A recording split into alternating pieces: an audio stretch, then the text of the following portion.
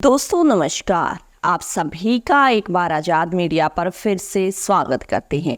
दरअसल झारखंड और महाराष्ट्र के चुनाव तारीखें आने के बाद से ही दल बदलुओं ने अपना काम शुरू कर दिया था, लेकिन सबसे ज़्यादा झटके बीजेपी पार्टी को झारखंड और महाराष्ट्र में लग रहे हैं और सबसे बड़ा मुद्दा वहां पर क्या बन रहा है, परिवारवाद। तो विस्तार से आपको बताएंगे बीजेपी की जो कहानी आखिर चल क्या रहा है। दरअसल आपने देखा होगा हर चुनाव में, विधानसभा चुनाव हो या लोकसभा चुनाव हो, मोदी जी परिवारवाद के सख्त खिलाफ रहते हैं। कितने सारे भाषण आपको मोदी जी के मिलेंगे जिसमें आपको वो कहते नजर आएंगे कि परिवारवाद को हटाना है उन्हें। लेकिन क्या कथनी और करनी में जो है डिफरेंस है? क्या जो वो कहते हैं वो कर पाते हैं?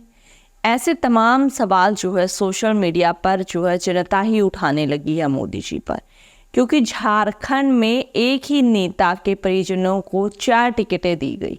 जी हाँ, जिसको लेकर बीजेपी में खलबली मच गई। पूरा मामला आपको विस्तार से बताएंगे, उससे पहले आप एक बार हेडलाइन स्क्रीन पर देख सकते हैं। दरअसल झारखंड इलेक्शंस, भाजपा में बगावत का सिलसिला नहीं थम रहा। जाने बीजेपी में इतनी जो भगदड़ है वो क्यों मची है, क्या है उसकी वजह। आपको बता दें दोस्तों कि झारखंड विधानसभा चुनाव में टिकटों की घोषणा के साथ ही भाजपा में भगदड़ की स्थिति पैदा हो गई है।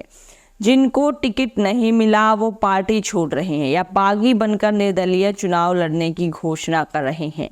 इंडिया ब्लॉक में हालांकि ऐसी स्थिति नहीं है, विकल्प न होने के कारण यह नौबत नहीं दिखाई दे रही। वैसे उम्मीदवारों के नाम सार्वजनिक होने के बाद इंडिया में भी खटपट जो है हो सकती है।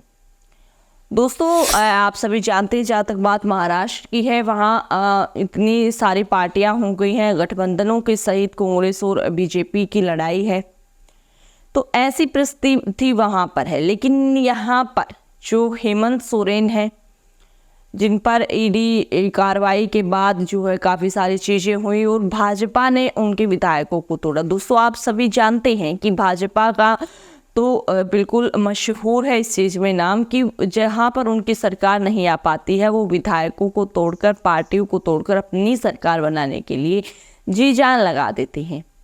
तो अब पहले क्या था कि जेएमएम जो झारखंड मुक्ति मोर्चा है, हेमंत सोरेन की पार्टी है, उसके विधायकों को बीजेपी ने तोड़ा। लेकिन अब क्योंकि ये सारा सिलसिला तभी शुरू हुआ था जब लोकसभा चुनाव थे, लेकिन अब झारखंड मुक्ति मोर्चा भी जो है बीजेपी के विधायक तोड़ रहा है। पूरा मामला आपको तफसील से बताएंगे, उसके लिए खबर आप स्क्रीन पर आगे देख सकते हैं। दरअसल भाजपा ने लोकसभा चुनाव से ही जेएमएम के लोगों को तोड़ना शुरू किया था और अब जेएमएम ने भाजपा के लोगों को अपने पाले में लाना शुरू किया है। टिकट न मिल पाने से नाराज भाजपा नेताओं के इस्तीफे का सिलसिला शुरू हो गया है। केदार हाजरा, मेनका सरदार, संदीप वर्मा, लुइस मरांडी, गणेश महली, मलखान सिंह, विनोद सिंह, राज पलिवार और बाटुल झा जैसे नेता बागी बन रहे हैं। इनमें कुछ ने निर्दलीय चुनाव लड़ने का फैसला लिया है तो कुछ जेएमएम की शरण में जा सकते हैं। चर्चा है कि लुइस मरांडी जामा सीट से जेएमएम प्रत्याशी होंगे। हेमंत के भाजपा में जाने से यह सीट जो है खाली हुई है।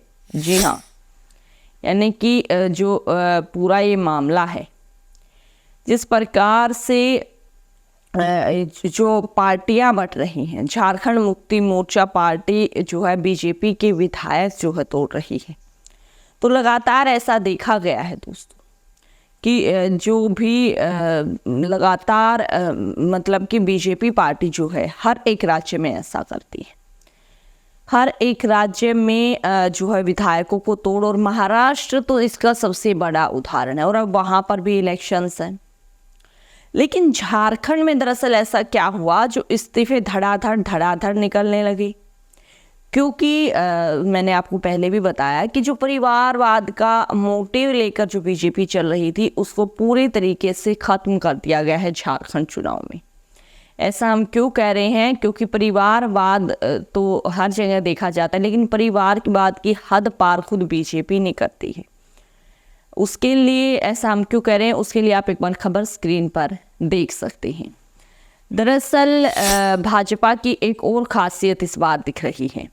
पार्टी के टिकट पर सूबे के 4 मुख्यमंत्रियों या उनके परिजनों को मैदान में उतारा गया है। बाबूलाल मरांडी खुद धनवार सीट से चुनाव लड़ रहे हैं, तो अर्जुन मुंडा की पत्नी मीरा मुंडा पोटका से प्रत्याशी बनाई गई हैं। जेएमएम से आकर चंपाई सोरेन अपनी पुरानी सीट सरायकेला से भाजपा के टिकट पर लड़ रहे हैं, तो पार्टी ने उनके बेटे को भी उम्मीदवार बनाया है। मधु कोड़ा की पत्नी गीता कोड़ा भी चुनाव लड़ रही है। जी हाँ, तो देखिए आप, एक ही पार्टी से जो है टिकटें उनको मिली हैं, एक ही परिवार में 4 टिकटें परिजनों को दे दी गई हैं। तो आप कैसे परिवारवाद पर बड़े बड़े डींगे हाँक सकते हैं? ये बड़ा सवाल बन गया दोस्तों। विपक्ष तो इस पर घेरेगा ही, आम जनता इस पर मोदी जी को ट्रोल करने लगी है कि आप परिवारवाद का मुद्दा इतना उठाते हैं, तो आप टिकट बंटवारे में जो है जीतने के लिए एक तरीके से, क्योंकि वो वहाँ पर पूर्व सीएम रहे हैं और उनके परिजनों को टिकट देने से अच्छा खासा फायदा हो सकता है, तो क्या सिर्फ फायदा देखने के लिए, अपने राजनीतिक हित साधने के लिए बड़े बड़े वायदे जो प्रधानमंत्री जी करते हैं, क्या वो जो है सिर्फ खोखले वादे हैं? ये तमाम तरह की अटकलें जो हैं शुरू हो गई दोस्तों। महाराष्ट्र और झारखंड में अब एक साथ चुनाव होने हैं। दोनों ही जगह जैसे जैसे सूचियां आती जा रही हैं, नाम जो है सार्वजनिक होते जा रहे हैं, तो बिल्कुल जो है जाहिर सी बात है कि इस्तीफे भी आएंगे। लेकिन बीजेपी में दोनों ही जगह से परिवारवाद बड़ा मुद्दा देखा गया, और परिवारवाद पर खुद उनके बीजेपी नेता ही हमलावर दिखाई दी, क्योंकि बीजेपी जिस प्रकार की रणनीति के साथ झारखंड में चल रही है दोस्तों, जहाँ तक बात हरियाणा की थी, महाराष्ट्र की है, लोकसभा चुनाव के अंतर्गत अगर देखें तो लग रहा था कि यहाँ पर बीजेपी सरकार नहीं आएगी, लेकिन झारखंड में उम्मीद जताई गई है। और अगर वहाँ पर उम्मीद जताई गई है, तो उसके बाद ऐसी राजनीति जो वहाँ पर भाजपा कर रही है परिवारवाद की, तो क्या वहाँ पर जो इस नीति के कारण उनकी पार्टी टूट रही है, वो उनकी आती हुई सरकार को जो है खो सकती है? मतलब कि जो जहाँ पर उनकी सरकार आ रही है, वहाँ पर उनकी ऐसी रणनीति जो है, क्या उनके लिए जो है नुकसानदेह हो सकती है? तमाम तरह की अटकलें जो है लगाई जा रही हैं, लेकिन दोस्तों अभी आगे जाकर पता चलेगा कि कौन किसके पाले किसके खेमे में जा रहा है। या तो बात झारखंड की थोड़ी सुलझी हुई है, लेकिन अगर बात महाराष्ट्र की करें तो वहाँ तो समझ पाना ही बड़ा मुश्किल है, इस शिवसेना में या उस शिवसेना में, या फिर कहाँ पर जो है विधायक भाग रहे हैं।